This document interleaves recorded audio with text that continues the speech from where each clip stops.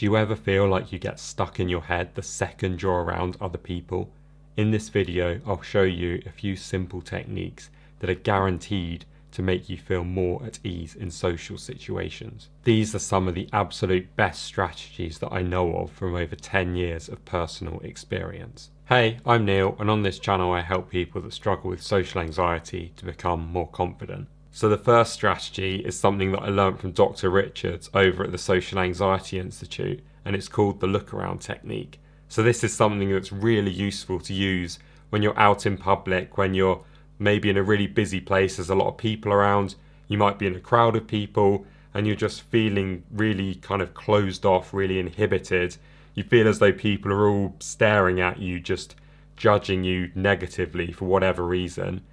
And what you can do, instead of remaining really closed off, just sort of staring at the ground, not looking at anyone, you can just gradually turn your gaze and just kind of look around at what's happening in your surroundings. You don't have to necessarily make direct eye contact with people to do this, but it's just more looking around, seeing, are people actually all staring at you?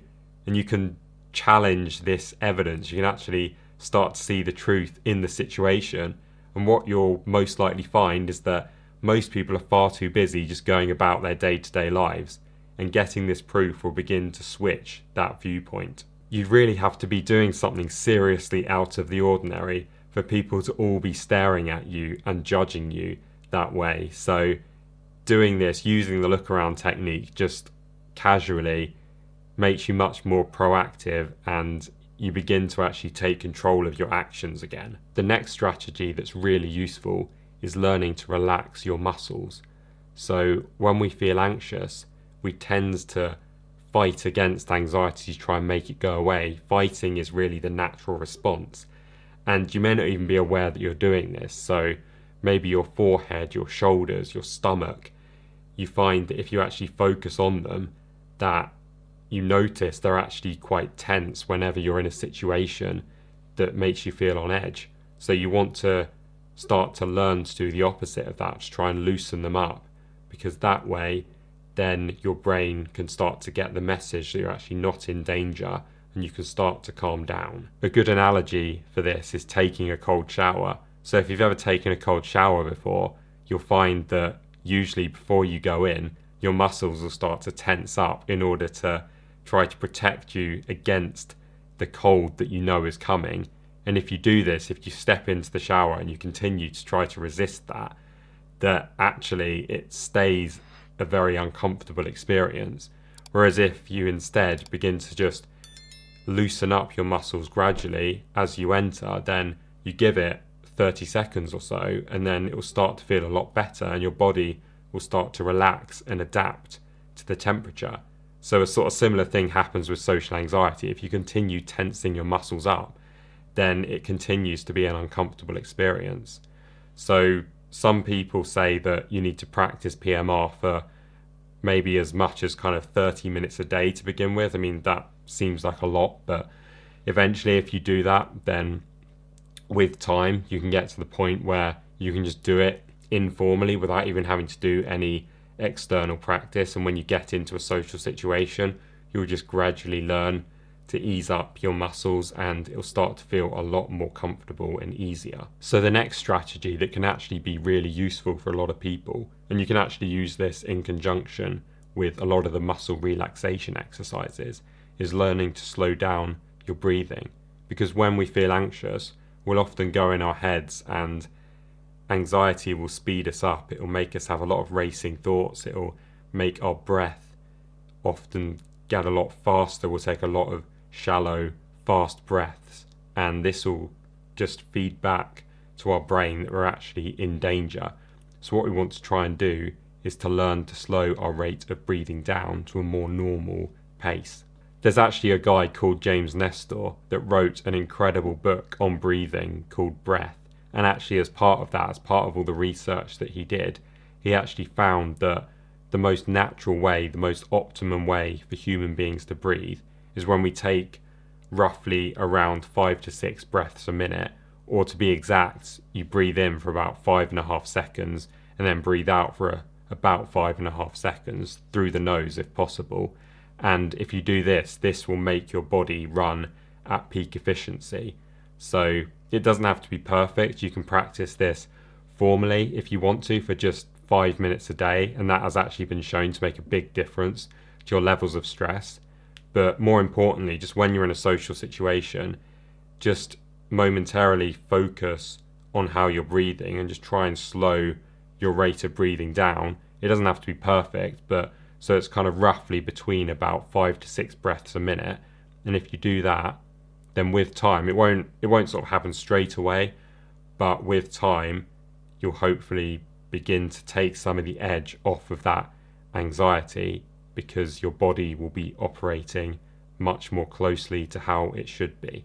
This next strategy, and again, this is something I learned from Dr. Richards, is something called slow talk. So as the name suggests, this focuses again around the subject of slowing down. So when we feel anxious, again, we'll sort of speed up, and often when we're talking to someone, we'll just try and say what we can as quickly as possible to get it out the way with. So what we can do, just like our breathing, just like muscle relaxation techniques, we sort of stop trying to fight anxiety, we slow it down. We can slow down our rate of speech to try and get back some control over the physical symptoms of anxiety. What you'll actually find is if you do slow down your rate of speaking just a little bit, that you'll actually start to come across a lot better to other people, and they'll be a lot more likely to listen to what you actually have to say, because you'll come across as a lot calmer and a lot more trustworthy, and it'll be a lot easier to listen to you. And this can actually be really useful for doing things like public speaking as well, because the audience will be able to hear what you're saying a lot better. You'll sound a lot clearer, and you'll be able to get your points across a lot better. So this next strategy is probably the most important thing that you need to start doing if you're not already while you're in a conversation. And this is something that's pretty much unanimously agreed upon by people as the main thing to be doing in a social situation. So what you've done before, or what you probably do whenever you feel anxious and you're talking to somebody, is you just go into your head and you think about all the worrisome thoughts you're having about perhaps how you think that they think you're coming across. And you're probably thinking about the symptoms of anxiety and about how terrible it is. But instead, you want to try and shift your attention to the person you're talking to what they're actually saying, and to just whatever kind of body language that they're giving out instead, to take that attention away from focusing on yourself. And if you do that, you'll find that you can actually listen to the other person a lot better, and it'll be a lot easier to respond to what they're actually saying. Now, this next one is a very important concept to understand, because if you wait around until you actually feel ready to do something, then you'll probably just be waiting around forever. So you need to learn to take action first, and realize that by doing so, then your feelings will follow along afterwards. It's annoying, but that's just the way the brain works. So you have to learn to start approaching people and striking up conversations with people while you still feel uncomfortable. And then eventually, if you keep doing that and following all these other strategies, then with time, you'll gradually start to feel more and more comfortable. It's paradoxical, that's just the way the brain works, but that's what we have to do. There are two main approaches really to how we can do this. So we can flood ourselves and try and just throw ourselves in at the deep end, which can work, and it does work for some people, but for most people doing that is going to be too stressful, and eventually we'll just end up giving up.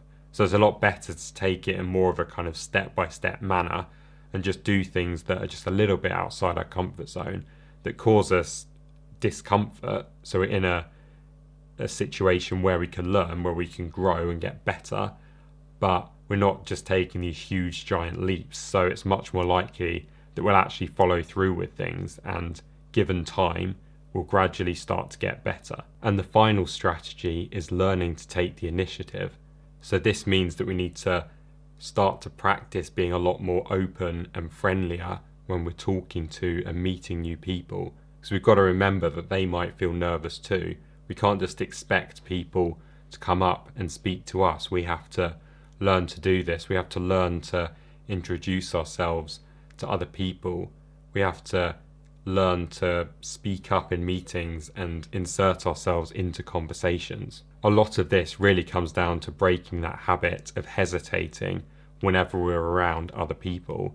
So we want to start to speak up, we want to introduce ourselves to other people, because every time we do that, then we're really just casting votes in our favour for the new identity that we want to have. So we'll no longer be a person that sort of holds back and doesn't talk to people.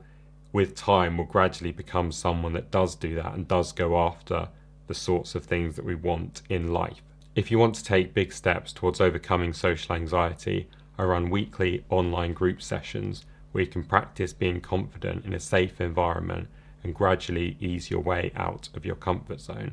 I'll put the link down in the description. If you want to watch more, then click here to see my latest video. Thank you for watching. If you found this content valuable, then please hit like and subscribe, and I'll see you in the next one.